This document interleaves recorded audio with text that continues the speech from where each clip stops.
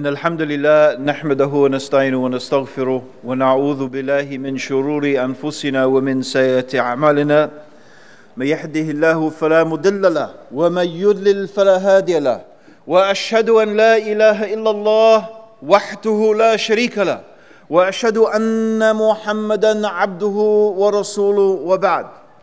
We begin by praising Allah. We praise Him, we seek His help, and we ask for His forgiveness. And we take refuge with Allah from the evil of ourselves and from the evil consequence of our evil actions. Anyone whom Allah guides, no one can misguide. But anybody whom Allah subhanahu wa ta'ala leaves to go astray, no one can guide.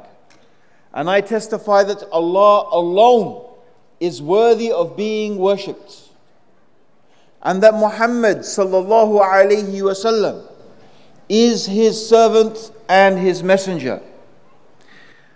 My dear brothers and sisters in Islam, Assalamu alaikum wa rahmatullahi wa barakatuh. MashaAllah, MashaAllah, Alhamdulillah. So today I have been given a very controversial topic.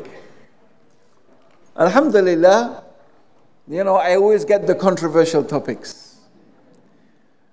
And then I get in trouble afterwards. But inshallah, I hope this will not cause any trouble. But what I do hope, my brothers and sisters, what it will do is cause us to think.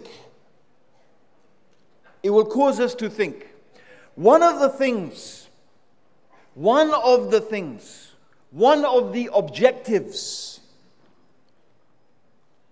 of being a Muslim, one of the things, or one of the characteristics, I should say, that we should acquire as Muslims, that we should have as Muslims, is the characteristic of thoughtfulness. We should be self-reflecting, deep thinking people. It's very important, brothers and sisters, that you develop, and it's not something that happens instantly. It takes years. It takes patience. It takes perseverance. It takes humility to be able to make an honest assessment of yourself.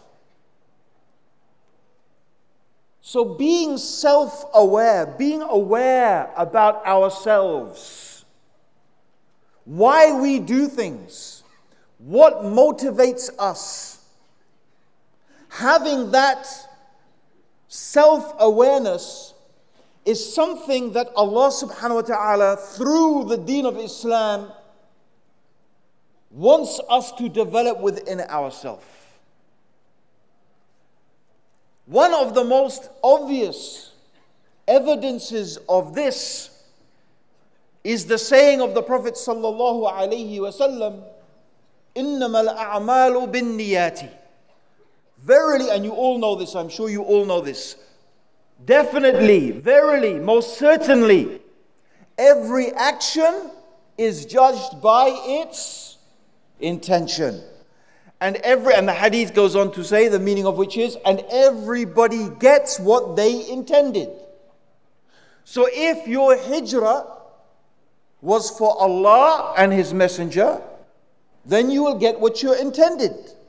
But if your hijrah was for marriage or for some other worldly purpose, then your action is for what you intended. Now this hadith, this saying of the Prophet sallallahu alaihi wasallam, the context of this saying of the Prophet sallallahu alaihi wasallam was that there was a certain man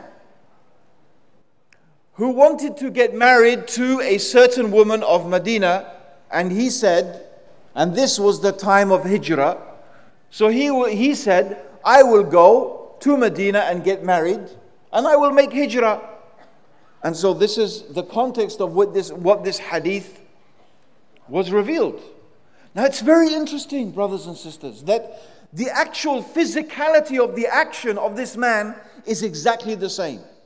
He left Mecca, he left his home, he left his family, he traveled 250 miles, all the hardship, and he went to live in another town. The actual physical action is exactly the same. If you do it for marriage, or you do it